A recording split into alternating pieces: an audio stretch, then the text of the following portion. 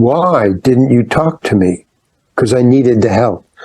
His exact quote was, me and my partner didn't write it that way. Not expecting what that's was really to funny. come. We loved your accent and your character, man. Like you freaking sell it, bro. I just didn't want to get fired. That was my intent. Don't get fired. Oh, it works. Cool. That's great. Leave it. No, keep it.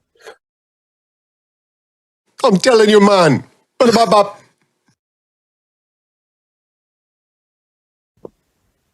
Hey, fam. Welcome back to yet another episode of I'm Telling You. I'm telling you. Ethel is in the house. The green room was effective. We got me, Philly D. Mr. Gemini.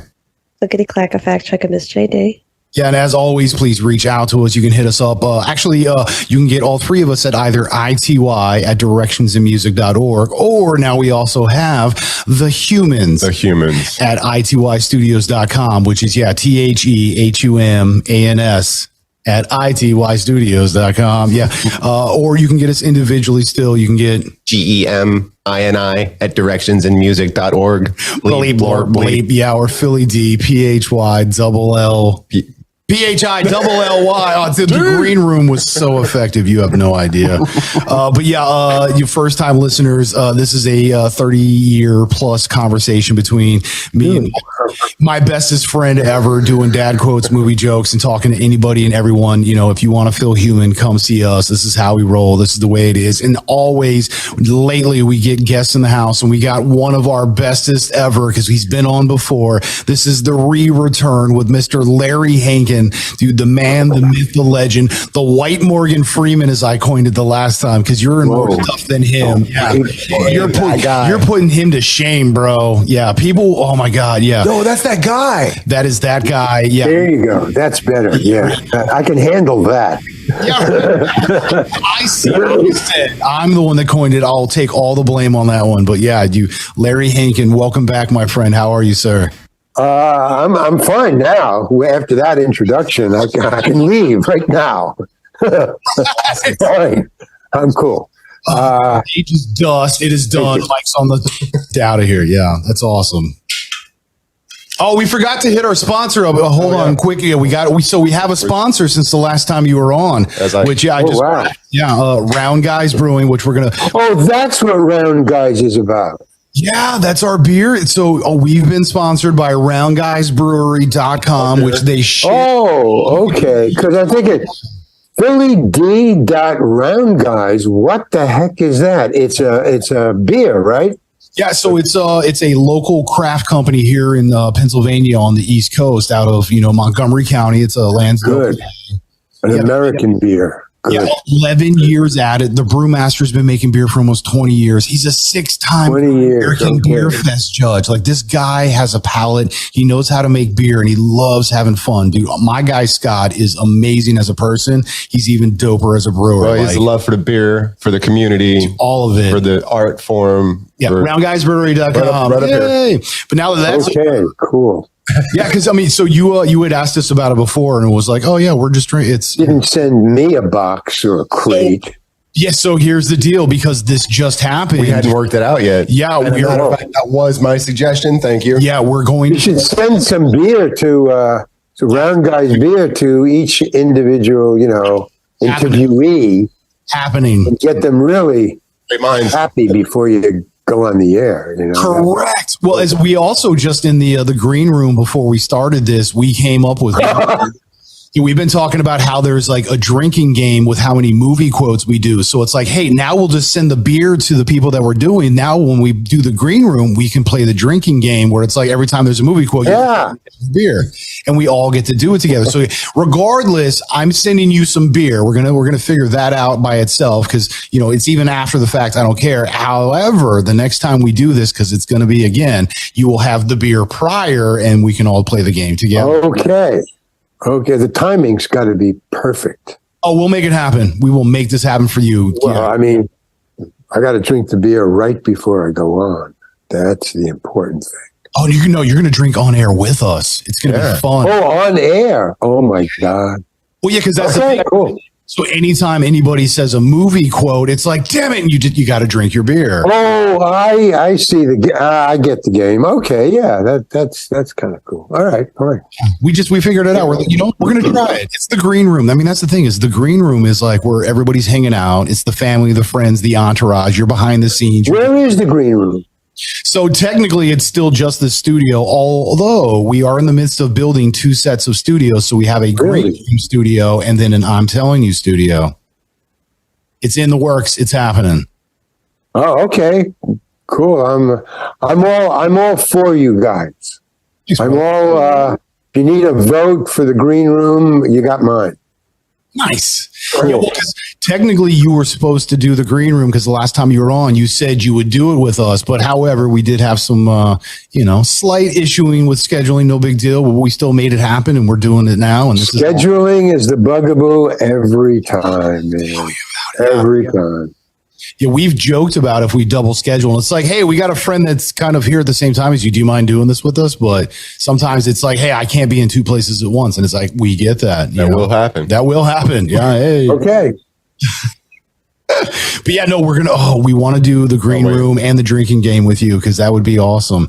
As well as do your art. I've been checking out some of your stuff. I want to talk to you about this. Yeah, we want to see it over here. We want to put that up on our wall and not one of those small $20 prints. So we want to talk about getting something big on our wall where we can just leave it up. Oh yeah, you need well, you go to thereallarryhankin.com and I got 40 different choices. So oh yeah, no, since our last show, I popped over and checked. That's what because I dig your style. So I'm an OG like California barrio kind of kid. So graffiti is my thing. Oh.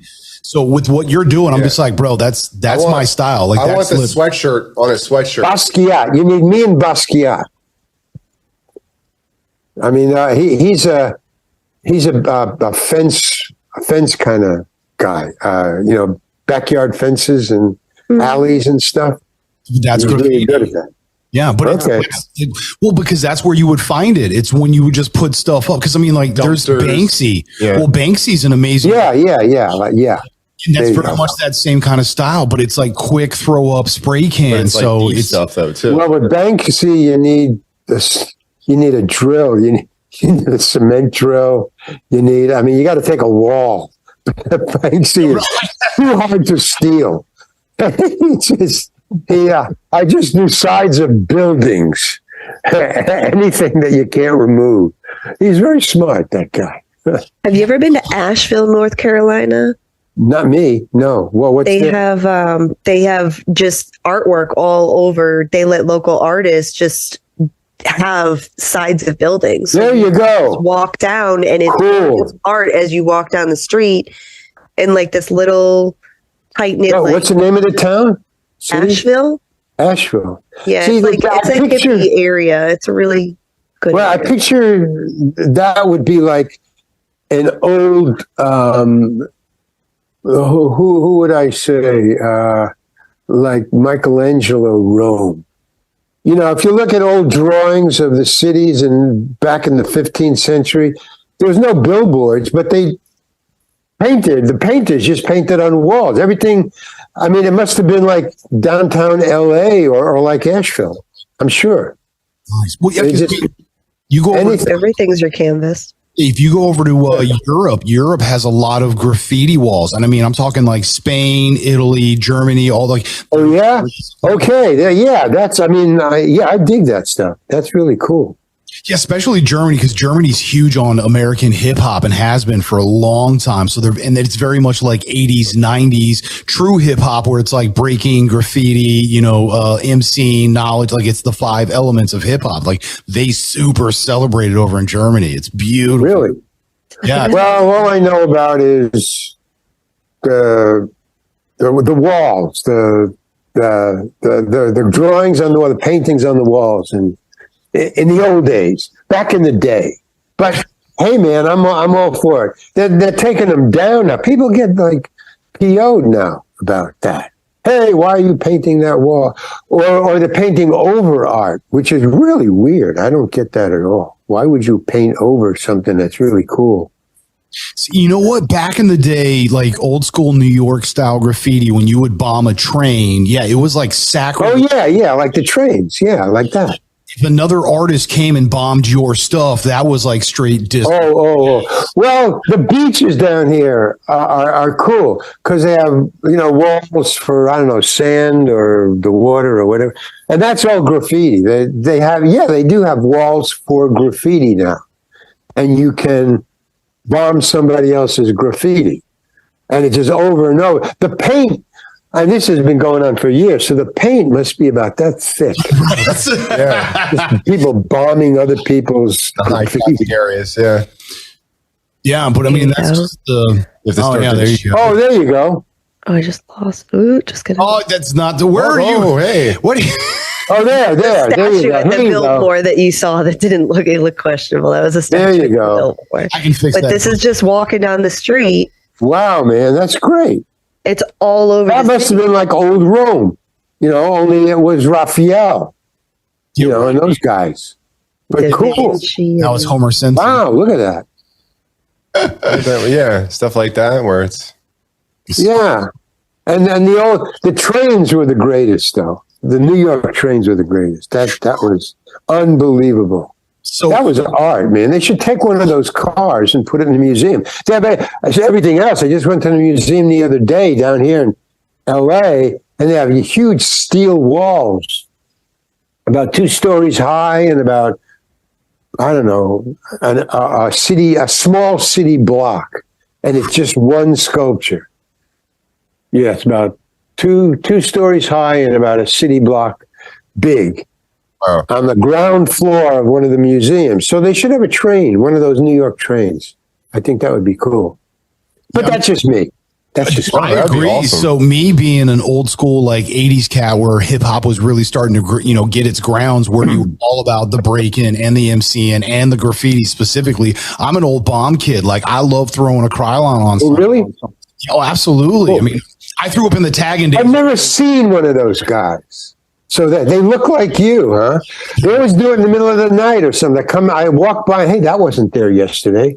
Yeah. It always got me overpasses. Like where are they strapped up? Like how do you just dangle, bro. Like they're just hanging on to stuff, just on the overpass, like writing, Yeah. I think Atlanta, there's like this notorious graffiti artist that pops up in the middle of the night, and you just wake up the next morning and like there's this whole piece of artwork everywhere. But it's like, that's how it goes. Nobody, I don't think, has caught him to know exactly who it is. So it's like a mystery of who this person still is. Well, I'm kind of for him, unless it's dumb or stupid, and then I'm not. No, it's good. I mean, it just there's other measurements. Is he wearing besides the graffiti? But some graffiti is just. Well, but so if it's proper graffiti, meaning it's a part of hip hop, it has to have education in it because that's one of the 5 elements of hip hop. Oh, really? Raise your community with education. Like that's a part of what hip hop means. That's why we say there's a difference between rap music and hip hop. Rap music is cats just rhyming, horrible in-bombs with in-bomb after it. And it's like, dude, this is stupid. And you're a waste of time. Hip hop has culture. It has beauty. It has representation. It tells a story. It's a lesson. Hip hop. That's why it's like Wu-Tang is for the children, because Wu-Tang is hip hop. They're all about, MC and lyricists, supporting their community, education, all of it. So, I mean, true graffiti is a part of hip hop. You either came to party. Yeah, I got a message this morning of my twin nieces, like hyper focused, like could not tear them away in a trance to Snoop Dogg's child's videos on YouTube, where he like educates children and toddlers and teaches them he has a song of affirmation and like. Well, yeah, his new stuff is actually great. I've heard some of those. And he's big in giving back to his community too. Like he's a football coach. Like he's been very active in his the schools that he grew up in, as well as his children's schools, and like giving back and making sure that he's building the community that should be there and not. Keeping kids out of trouble and stuff too. Why don't people know about this? He's got. I don't. I mean, in his neighborhood, or you guys know. Oh yeah, because he doesn't promote. In my circle, nobody knows about it, so it's really weird. Because he doesn't brag about it. He doesn't put it out there and promote it. He's just like, yeah, I just. Well, he has not documentaries, but like shows on Netflix where it shows you like it's It's not a sitcom. Yeah, there was Well, maybe it's getting out there, man. I mean, maybe because it's certainly needed. I mean, that should be what's going on. Positive influences, leading by a good example, is definitely always needed. Yeah, I mean, I think you told us it was Nick Cannon also goes to like prisons and does like, hey, he takes college classes with the prisoners through Howard University. He sits with the prisoners and takes classes, I think 3 hours a week. It's like one day a week with his entire busy schedule and recording and everything and filming. Cool. But, yeah. Dude, yeah, we love that kind of stuff. Absolutely. That's why I was like, dude, I love your art because it reminds me of that. Like it has like, I mean, you say Basquiat, but to me, that's hip hop. There's a rawness. There's almost like a cartoonishness where it's like, hey, this isn't actual, even though it's like, yo, I'm actually depicting that's something real. And I think a lot of your art that as I went through it, like there was an emotion that I felt with it. Like to me, that's real. That's education. That's hip hop. That's graffiti. Dude, I love your style, bro. I'll take it. Cool. Great. I like it too. Bro, so you told us about that's all that really matters. Your episode in Barry where you had your Russian accent. After we did the show with you, we went and all like started watching and whatever else. We loved your accent and your character, man. Like you freaking sell it, bro. Like you're a dope actor, man. Like literally love and respect, man. We appreciate you so hard. I felt for you. I was like, is his eyes watering? Oh my God, this is so sad. Well, I was not expecting what that's was about really to funny. come. Because they talk a lot about intent, and backstory for actors. I mean, I just didn't want to get fired. That was my intent. Don't get fired. Just, do the best you can under weird circumstances. And being an actor, I consider under weird circumstances. Anything you have to do where you memorize lines in front of a camera stuff. That's a weird job that I had. I don't do that much anymore, just for friends. But yeah, that job they didn't know what I was doing. They didn't. They really didn't. They told me that. I said, why didn't you direct me? I said to Bill Hader after it was over, because I didn't. And I said, hey, during this entire shoot, with me, when I was in front of the camera and the camera was, you didn't help me at all. You didn't give me any directions, but you were directing other people. Why didn't you talk to me? Because I needed the help. And he said, I didn't know what you were doing, Larry, but it was great. So I just backed off and let you do your thing. And I thought, well, that's a great compliment. But he should have told me that in front. I mean, because I was just nervous as hell doing that until later when I got in took my costume off and was ready to leave. I said, can I ask you one last question? And he goes, yeah. And I said, why didn't you help? So I didn't know what you were doing, man. Well, his exact quote was, me and my partner didn't write it that way. And I go, what do you mean? He said, well, we didn't know what you were doing. We didn't write it that way, but we just said, leave him alone. Just let him go. It's fine. It's interesting. It works. I mean, that's the whole thing. Either it works or it doesn't. That's the final measure of anything. Either it works. Like, don't do that. Don't do that. Oh, it works. Cool. That's great. Leave it. No, keep it. Yeah, I mean, it's those kind of things. Did they really wrap you in the blanket and carry you out? Or is that somebody else? No, that's somebody else. Yeah, those okay. Get carried out. Because all that kept going through my head was when you were telling us about like how you didn't want to drop Petty Marshall and how you were so concerned. So my thought was, oh my God, if that's really him, like, what was this conversation like? You better not drop me. Like, oh no, she didn't care. That's the thing about Penny. Yeah. She wanted to know. She says, no, don't worry about it. And I was thinking, I can't drop the star of this series. I can't drop her. What's going through those guys who's carrying the body out. If it was really you inside. I don't know about that. No, whatever it was, it wasn't me. I don't know. I always wonder that too when they're carrying out a body that's supposed to be heavy and you can't see the head. And I always, or when they throw something off a building, you jump off a building and you see the body going down. I always wonder. Now, sometimes you can tell because the body is falling just like, a bag of, I don't know. That's Or that. You know it's not a body. It's not a real body. Land like there. And sometimes it's a real guy. Holy cow. What kind of trick is that?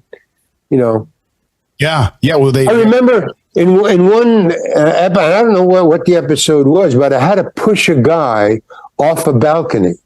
And that was, I didn't go, and they got a stunt guy to do it, and they had the boxes down there. They fall on, it's really weird. I didn't know about, mattresses or anything. But what they don't use mattresses anymore, or maybe they never did. They use empty boxes. They just take regular boxes that you pack clothes in, when you're moving, those big boxes about like that. And they just empty them. They're empty. They make them. They put the top on, and then they just pile them up. And this was about 2 stories. It was at like a train station or like a department store where you have you can look over the edge and you can see down. There's a center thing. So I had to. I was a bad guy, and he was coming for me. So I had to push him, and he goes over the railing and he falls 2 stories down, and obviously dies. But what below them? Below where he's going to fall, they had these, about three levels of boxes piled down there, and there was a stunt guy, and he says, "Okay, now you got to hit me hard because I've got to use that energy of you pushing me to go back and flip me over the railing. So don't be afraid to push me." He kept on saying that. You got to push me hard. And I'm thinking, I'm going to push this guy over a fucking balcony, and he's going to die. And he's trying to convince me, no, it's okay. I do this all the time, which just blew my mind, I mean, okay. I said, okay. And then they said, roll. And I shoved him as hard as I could, which was right. Boom. And he goes over the balcony and he disappears. And I hear, boom. And I look down and he goes, whoa, that's like something else. What? Yeah, right. I can only imagine. Well, I do. To shove him back down out of your neck, like, oh, okay, he's alive. We're good. Yeah. I mean, you just even though they keep on saying, "Don't worry," and insurance, and I've done this, and I'm a stunt man, and we rehearse, and you don't want to do that. You're just pushing a guy over a balcony. And we were. Like what is the second or third story, floor, second or third floor. It's a long drop. And he fell perfect, He fell, flat out, just looking straight up, boom, like that. I guess. Yeah, so but it does weird things. Crash pads are awesome. My mind. Crash pads? Oh, well, whatever that was. They were boxes to me, but crash pads are fine. They work. Anything that breaks the landing. Yeah, but I couldn't believe it because he'd say, "No, don't worry about it." And I would look over and I'd say, "But they're just boxes, man." It's like I wanted mattresses, and then I would feel all right that I'm not going to kill this guy. But yeah, but movies is magic. Well, no, so I had like the idea of Bruce Willis in Die Hard where he's like, come out to the coast, we'll have a party, it'll be fine. It's just like, yeah, bro, just push me. You're like, oh yeah, I see where this is going. I'm not gonna just push you. You're gonna hit, you're gonna bounce, I don't want to be yeah, dude, I would be freaking out, bro. Yeah. And then you see on you ever watch what is it? Ridiculousness?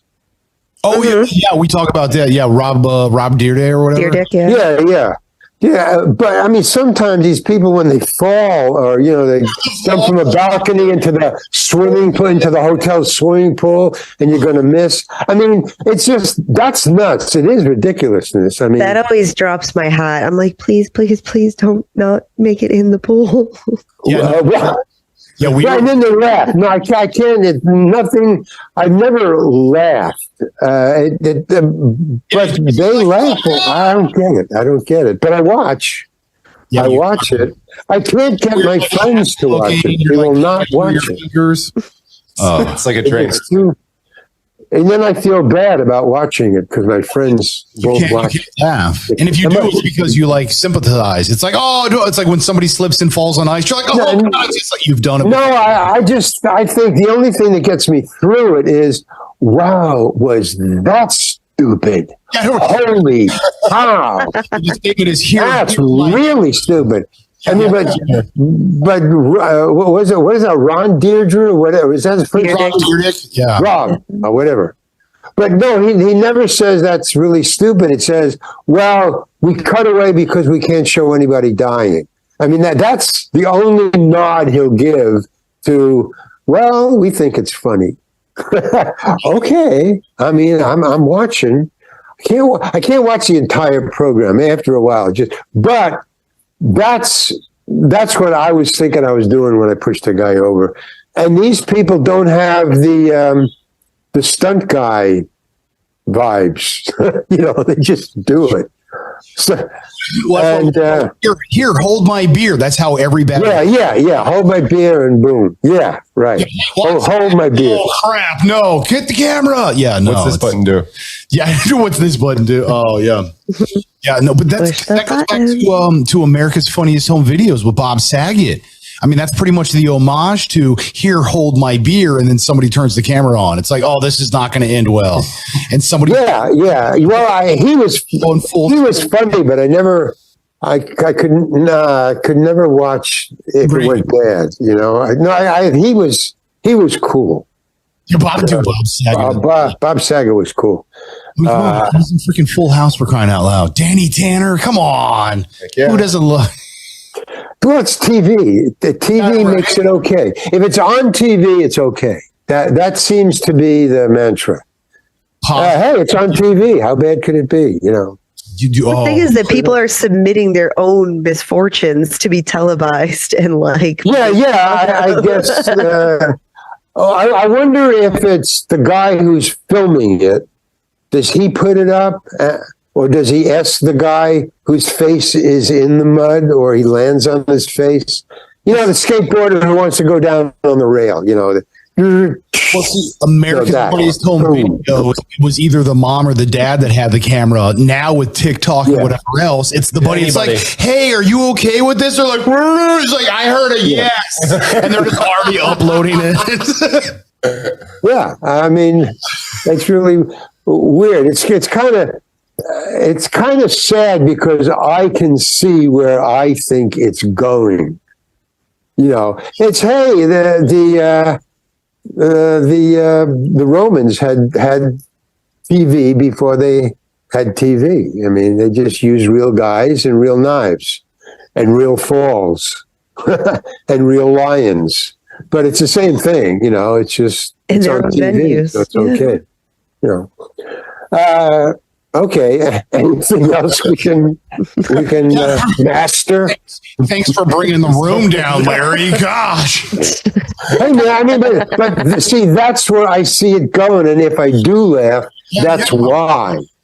It's we got like anywhere from 3 to 500 more years of Homo sapien tricks, and then stupid Homo sapien tricks. That's the old. What was the old term? Bread in circuses. Was it something like that? Bread in circuses or stupid dog tricks. That was think Mike Judge's movie Idiocracy. So the movie Idiocracy, where all of a sudden Idiocracy, all that. I mean, see, that's all real, and reality is laughable. Or not real. Ow, my balls. Yeah. Oh, my balls. Yeah, no, that's dude. Yeah, Mike Judge. Well, he's one of my like top 10 directors. Yeah. It's only now that Beavis and Butthead is really coming into its own. Like, I get it now. Office Space. Oh, yeah. Office Space was Mike Judge. Did you ever see the movie Office Space? I don't know. What was it? Who was in it? Office. Oh, it was a slightly less known production. It was one of those like cult classics where it kind of came out and it was like, it did all right in the theaters, and then all of a sudden, like 3 or 4 years later, it's like, how have you not seen this movie? It's one of those ones. But yeah, it was a Mike Judge like full on production. Right. What was the name of his movie? Office Space. He's the one that did. The Mike Judge movie where Idiocracy. Yeah. Yeah. If you look at it now, it's not funny. It's just real. I know, it's a little spooky. Yeah, dude, it is. Yeah, it's almost like it's like this is not funny. This is what's going on. Yeah. Really. Again, I joke and people. I don't joke and people laugh. You know. That's why I always say, I was like, that's not funny, and people are laughing. I'm like, I'm not being funny right now. Like, yeah, right. I joke a lot, but like that was an honest statement. I think when he wrote that too, I mean, there was a study done that basically proved the whole theory was that intelligent people have like one or no kids. Yep. Yeah. Right. Not so intelligent, not as intelligent people have like 3, 4, 10. You know, and what happened?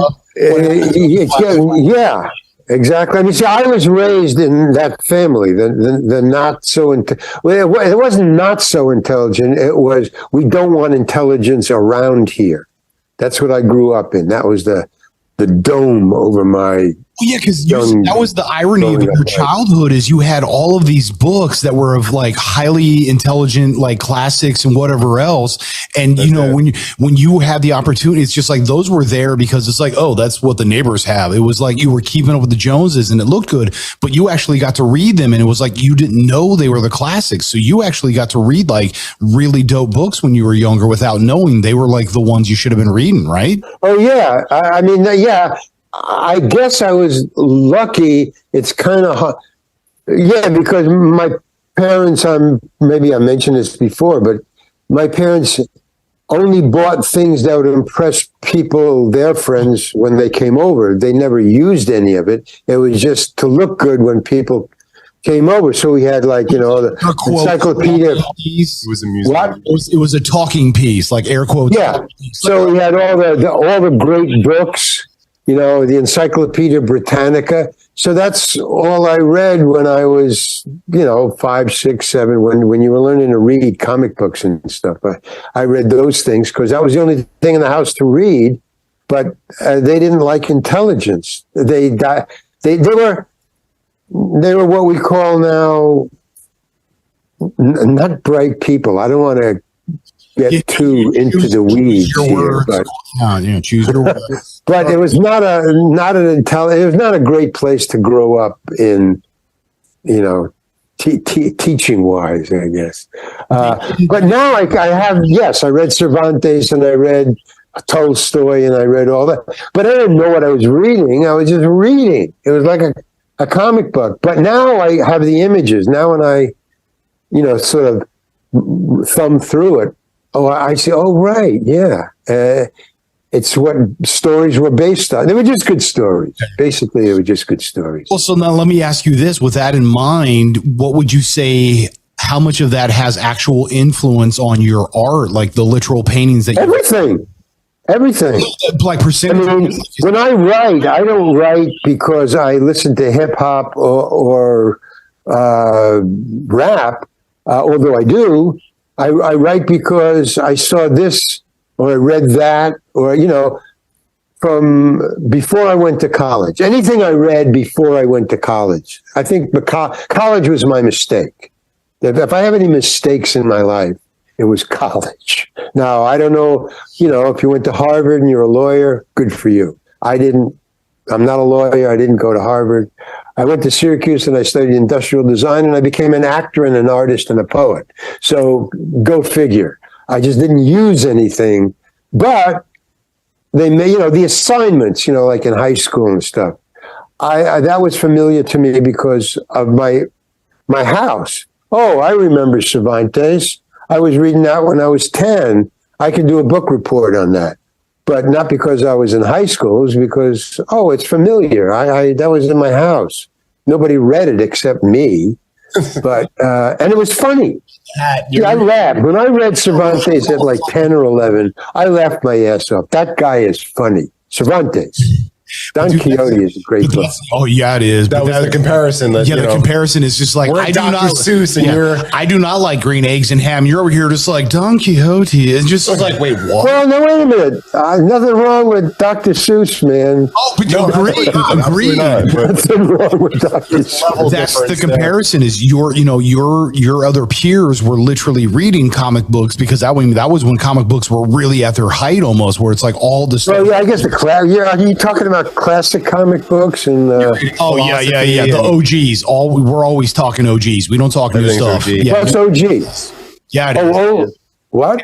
Original gangster OG. Yeah. Original gangster. Yeah. I guess, I mean, like, see, the thing is, luckily for me, I don't know what the deal is, but there's two people I found in me. I'm like schizophrenic. There's the one, the conscious one. I guess we all are. And the one that is just totally run by my hearing. It's subconscious. It's the music that I remember but don't know that I'm listening to it until late. Or books that I read, it just goes in one ear and it doesn't go out the other ear. It gets stored somewhere where I can't get to it consciously. Pop out at the weirdest. But when I need it, when I'm painting, oh yeah, this is like Picasso, this is like Cézanne. I mean, the colors, I'm not that good, but I know where I'm pulling from. At least I have a reference point. That's all I'm saying. And it was just stuff that I heard or saw, but it didn't register consciously. I mean, when I learned to play the guitar, like, do you guys play any instruments at all? I do. Guitar? Okay. Well, I taught myself to play guitar. So now I can, sing and write a song and sing and play it. Oh, yeah. So we're making Wikipedia true. We're singing now. To be on The Masked Singer. Yeah. No. What I'm talking about is you're playing the guitar. I'm talking about guitar. I don't know the other instruments, but you're playing the guitar. You have the fingering, which is the notes. But you have the strumming, which is the chords and the rhythm. And then you have the memory of the song that you're singing. And now you're singing it. So you're just having a fun time. You're not thinking about the hand or this hand you're just playing. And then I always wonder as I'm playing and I look over here to this hand and I'm going, I'm playing and I'm singing this song and I'm having fun and people are singing along.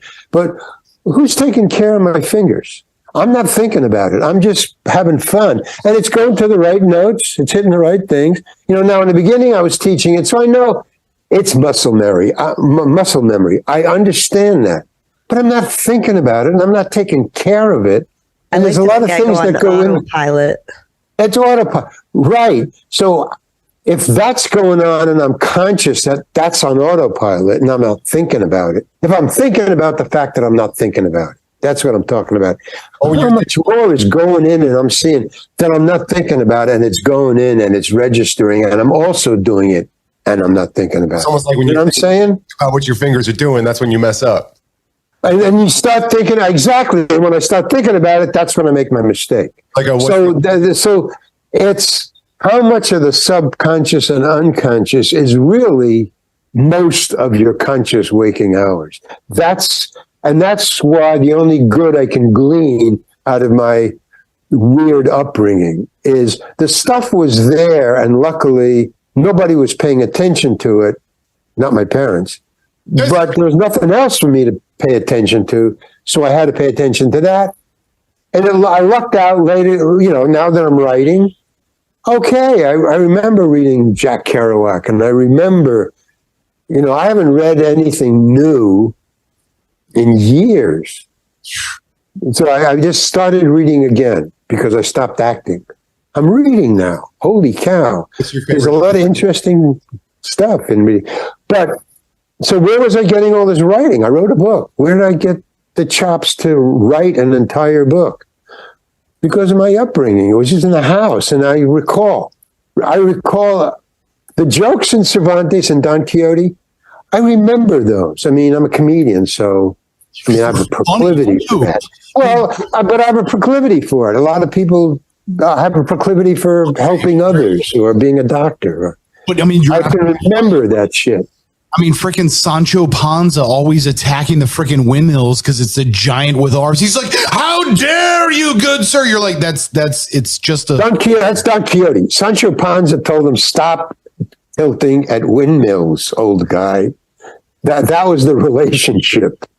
Old guys don't do what you're doing. Chivalry is dead. Well, yeah, when I got into a fight in college, I learned very quickly chivalry is dead.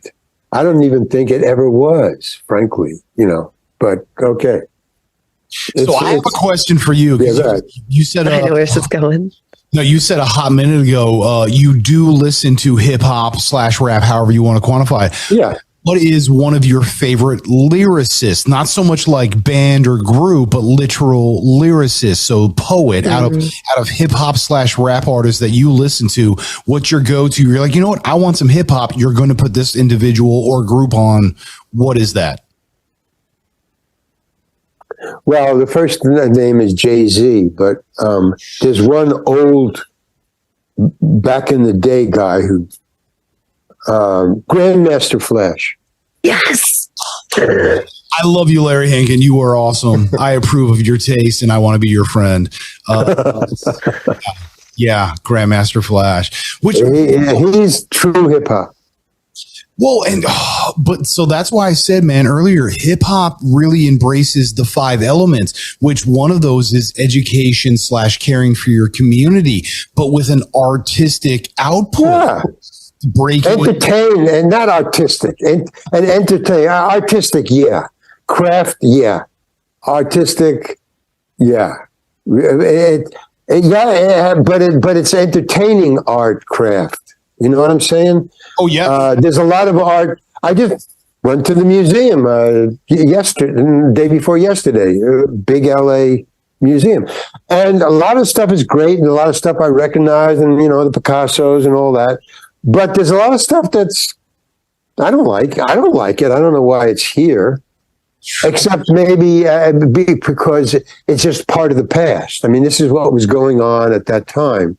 So but it's got to be entertaining. I mean, you could have but art. I call it art. I call it craft. I call it entertainment. It's all kind of one. Have you ever? It's got to be teachable. Something there. Some puck. Some heart. Some solid something in there. That's why I said some reason. Hip hop embrace. Have some meat to it. Some meat to it. Yeah. Close to the bone. Have you ever seen the movie Beat Street? What? Beat Street from the 80s, the whole breakdancing movie in the New York City where you're talking about like bombing. And what is it called? What street? Beat Street. B-E-A-T, like Beat Street. Oh, Beat Street. No, I never even heard of it.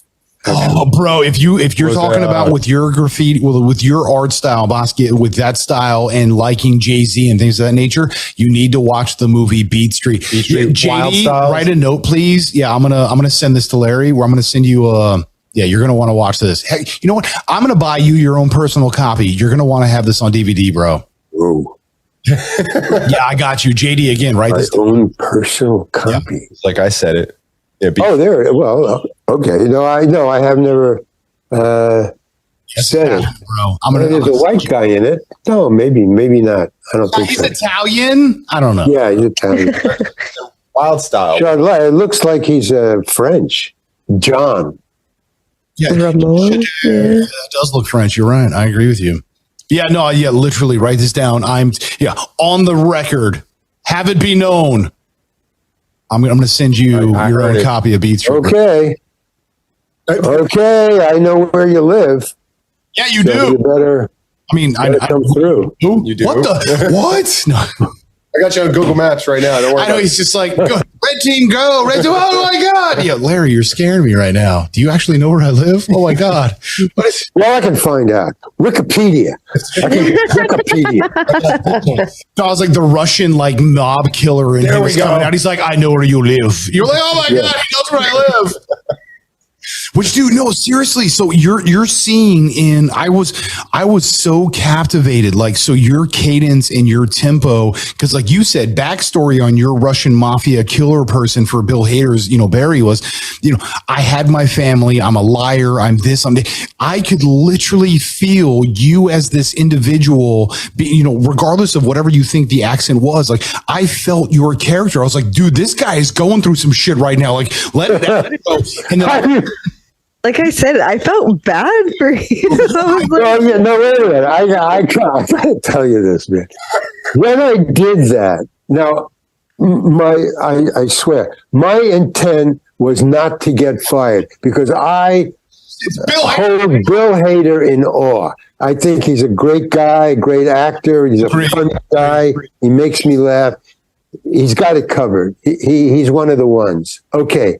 So when I got the job, I auditioned, I got the job, but I wanted to do a good job. So I did my homework. I did what I never do. I never do any backstory or anything like that. I just go in. It's because it's improv. I did improv for 10 years. You just call it, be a doctor. Boom, you're a doctor. I mean, you don't think about it. You just do it. So that's what I did. Okay. But when I was doing it, I was thinking I don't want to get fired.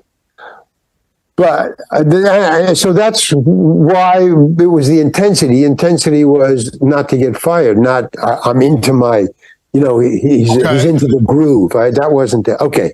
Yeah. So in one of the last, they shot me for about an hour. Now, if you keep on doing the same part over and over for an hour, because they're filming, and that's how films are made, stop, go, and a different angle, blah, blah, blah.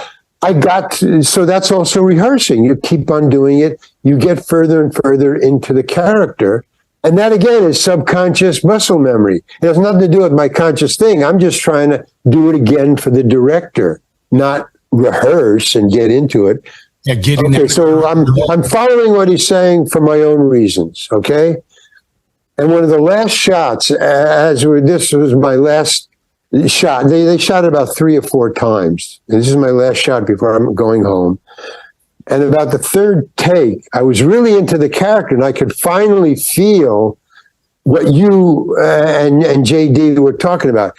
Oh, I get what this guy is going through. Again, consciously, because you can't lose yourself in the character. Okay. And I heard, and my bottom lip started to tremble. And I thought, I'm not even doing that. That's like my fingers. I didn't even think about trembling my lips. But my body had gotten into that space where it was reacting to my wife leaving and the kids. So I lived with, and I heard a whisper. You're not supposed to talk during a take. And I heard somebody say, his lip is quivering. It's just enough to snap you out of it. But I just kept on going because I want to get out of here. I always want to go home. I don't like too much blah, blah, blah. Let's just get it. So I thought, no, don't make me break. Don't get me out of this. And then I think, I did it once more, and I said, I hope he prints that one because I had nothing to do with that. And then they did one more take. Home Alone. Yeah, the donut scene in Home Alone where you finally got it, and everybody just it's like cut. It's like, oh my God. You're like, what is so freaking funny? And yeah, the donut fell. Yeah. My intention and my way of doing my job of laying bricks and fixing the pipes is my way, and it's not necessarily what the director or the writer had in mind. Generally, if it's a serious part and a big part, you get together and you talk about it, so everybody doesn't go off. Because just writing, you can interpret any way you want, So but we never talked about it because it was a small part, Stovka. So they just had me do it, and they said, well, that's weird. We didn't write it that way. That's, and they were smart enough. Bill Hader was smart enough to just keep his hands off and say, yeah, but it's working. So it's not us, but let him do what he wants. But if he would have mentioned that and told me, what the fuck are you doing, Larry? I don't think I could have done what I did, because he would have made me conscious. It would have ruined it. Yeah. It would have, yeah. You know, so, and then sometimes it works the opposite way. I did in Escape from Alcatraz. I had a crying scene in my last scene where they escape and I can't get out of jail. I can't break the thing.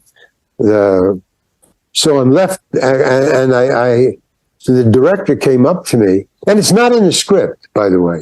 It's not written. He cries. But the director before the scene came up to me and he said, by the way, because I was playing cards, waiting for my scene to come up. So I was playing poker with the crew who wasn't working on whatever they were shooting while I was waiting. So we were playing cards, and the director comes up and he goes, "What are you doing, Larry?" I'm playing cards and waiting for my scene. He says, "Well, you got to cry." And that was the first time he had or anybody had mentioned crying in this scene. That would have been good to know. Like, there's no crying in Alcatraz. No, that's baseball. I was talking in the green room where I just said that. It's like, oh crap! Now I got to drink because he just referenced, League of Their Own. It's like there's no cry. But, so he came up to me and he said, "You got to cry." Now I'm not an actor. I'm a stand-up comedian, so I don't know how to cry. I mean, the technique for cry. I can cry if my best friend is killed. Okay, but just as an actor, I don't know that exercise. I don't know how to do that. So he said, "You got to cry," and it shocked me because I go, I said, "How long before I have to cry?" And he said, 2 hours. You got 2 hours. And I go, "Oh, man, I can't do it." I mean, I'm dyslexic to begin with, so I need like 3 days just to memorize real words. But to cry, so I knew I was in trouble, and I thought I was going to be fired. I always think I'm going to be fired. That's why I think I don't want to be fired. I don't want to be fired. So I thought, and he said, "You got to think about not thinking about it." Well, yeah, which is really hard. Don't think about a white horse. You know that old one. Go in a corner and don't think about a white horse. So he said, and he even helped me because he saw the look on my face. He said, "You got to cry." And I go, "What?" He goes, "Well, can you cry?" And it is the first time. So what I said was, "Well, I don't know. We'll see." Because that was like an honest answer. And he goes, "Hey, look, I need you to cry in that scene. So if you can't cry, you better go into your dressing room and slap yourself silly because I want you to cry." And then he walked away. And I go, "Whoa, man."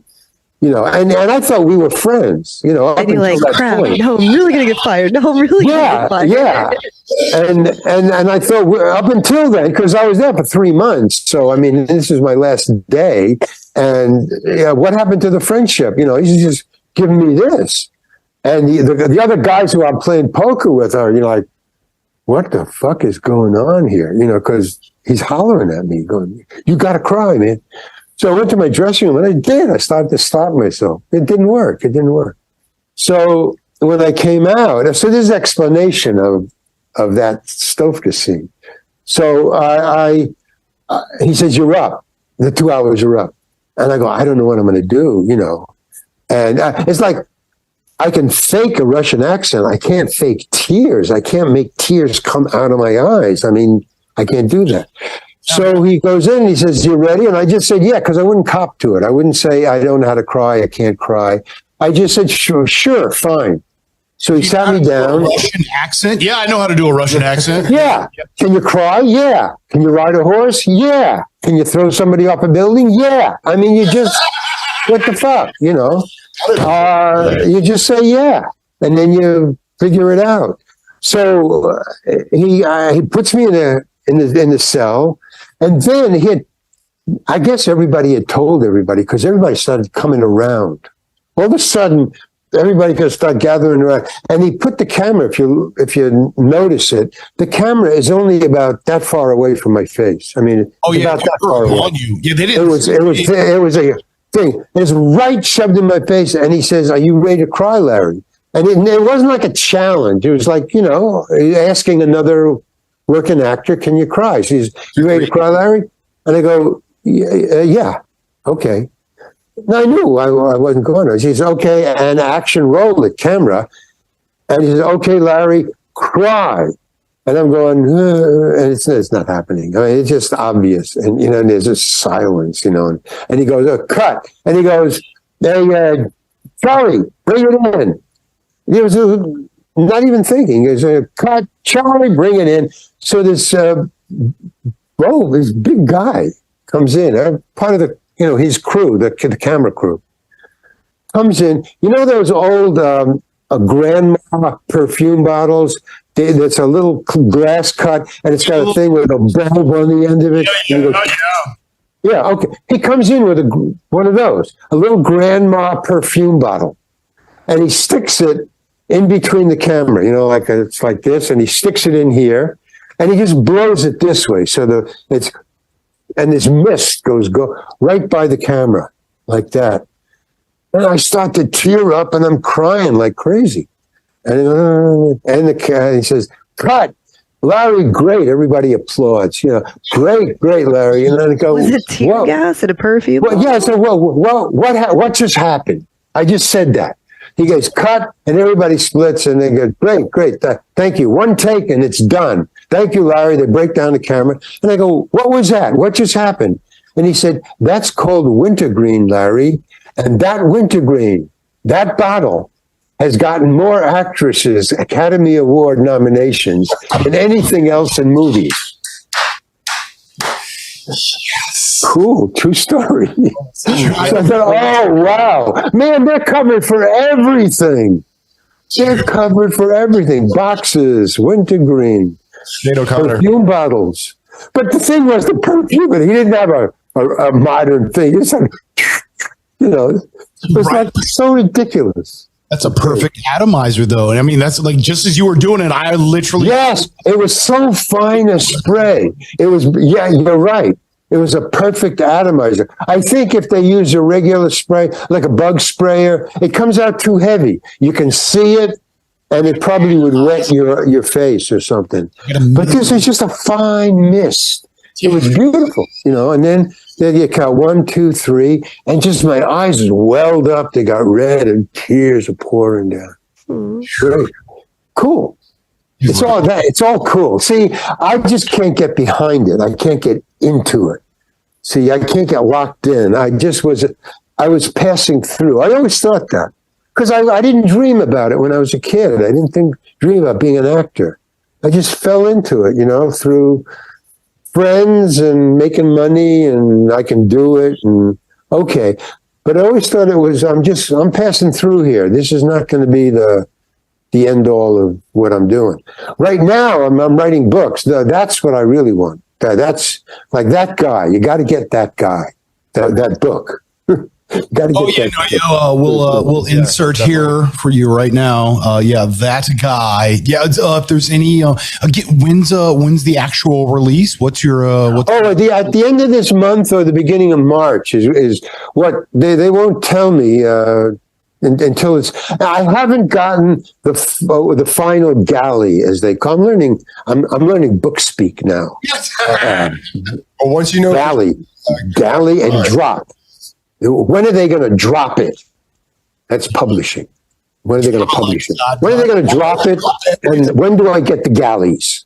So the final galleys. And I haven't gotten the final galleys, which is my final shot at making any kind of corrections. And once I okay that, it's published. So I'm looking for sometime this week, I think, or next week. I'll get the galleys. And then boom, it'll be published. It's great. It really is. I read it the other day. Excuse me? I said it's very exciting. Yeah. It is, because it's something that I've been working on that's something I've wanted to do. That's not a job. That I wanted to do that, all my paintings and stuff.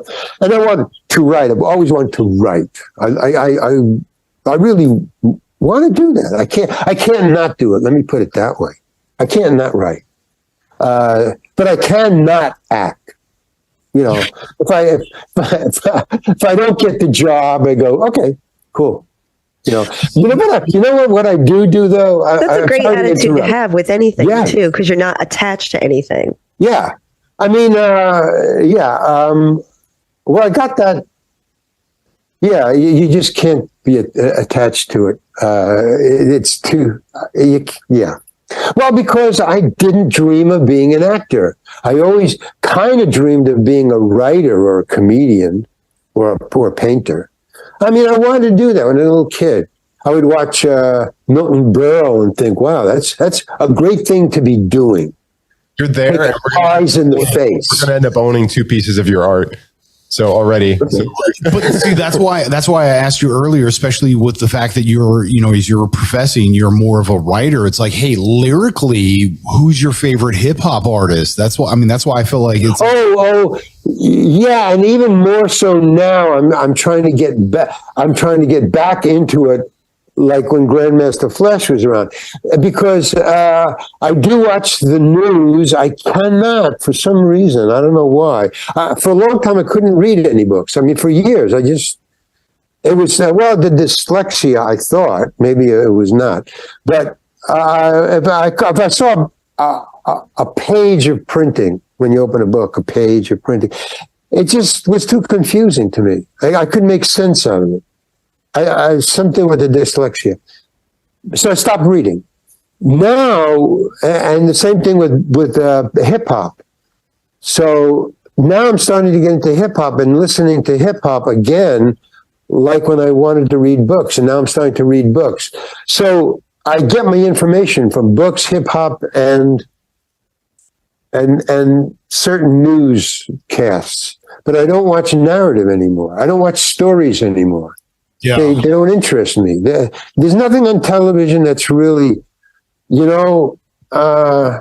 boring. I watch for a while and then I start watching the camera work it just. That's why I say I don't judge, but I do judge on style points. I don't care what the content is. If you're doing it right, if you're putting I'm like, oh, dude, that was a nice. You just see the way it just translates. Yeah. No. Whether it's music, video, whatever, it's like the production. When there's that guy behind the scenes, that's just like, here, this is the best. You're just like, oh my God, that was beautiful. Thank you so much. Some rock and roll guy just in an interview on television that I was watching. And I don't even watch many of those. But he did say one thing that just like, and they're all through your life. You get these one little things that you don't even know who said it or why they said it. And it's just brilliant. He said, they were talking about music and learning stuff and blah, blah, blah. And I don't blah. And he just said, I love learning. I just don't like to be taught. Boom! Whoa! Give me that again, man. That's more of that stuff. So yeah, that's how hip hop. Now that's why I listen to hip hop. They're not trying to teach me anything, but I'm learning a lot. That is the most. That's what I mean by entertainment, art, craft. Yes. Don't give me the teach. Don't give me the tell. And I don't. Fuck you. Just make it entertaining, and I'll see that I need that. I need that. Absolute perfect place for us to wrap this up. Cool, man. Yeah, we're going to shameless plug real quick. So if you want, by all means, where can people find you? Where do you want them to go? Do that real quick. Give them the whole spiel. No, just buy the book. It'll come out. It's called That Guy. You'll like it. You're better off buying it. Okay. And go to the real Harry Lankin. The real Harry Lankin. See, I have dyslexia too. That's dyslexia. That's proof of there dyslexia right there. Larry Hankin. Yeah, but like that. LarryHankin.com to view his artwork. Second man. That's the second person. The second person is what do you call it? Memory. Memory. What was that? Physical memory? Whatever. I don't know. Anyway. Cool. Thank you, guys. It was a great show. Muscle memory. I like talking about it. So Larry Hankin, the real Larry Hankin, that guy, we're going to pop all that right here, as well as our sponsors too, roundguysbrewery.com. Gotta check us out. Yeah. I'm going to send you beer. I'm also going to add in Beat Street. I might throw a second movie in there. We're going to talk. We're going to get super art on our wall, all of that. Score, man. Am I scoring on this interview, boy? They're sending me shit. Larry, I do have a Okay, request. I want a t-shirt. I want new shoes. I got you on the t-shirt. Okay, cool. It's happening, bro. But All yeah, right. roundguysbrewery.com. They ship. We got amazing inventory, always stuff in stock. They promote us doing our thing, talking to amazing people like you, which is great. Which, if you want to continue the conversation, which we would absolutely love, we now have two. We got ITY at directionsandmusic.org, or you can get The Humans if you want to talk to real people, because if you want to feel human. Homo sapiens. Yeah, dude, The Humans. TH. You got Jesus Lord. The green room was great. THEHUMANS at ITYstudios.com, as well as individually. GEMINI at directionsandmusic.org. Bleep, Lord, bleep. We love you, Bill Hader. Or Philly D, PHILLY at directionsandmusic.org. But yeah. Billy D, Mr. Gemini, and Miss JD. Thank you. Thank you so And much. I'll see you later. Okay, buy the book. That guy. Okay, I'm gone. Okay, if I can figure out how to get off here. Boom. And fam, we love you. We So much appreciate fun. you. Yeah, be good to yourself. Be good to everything else. Much love. Peace. Peace. Peace.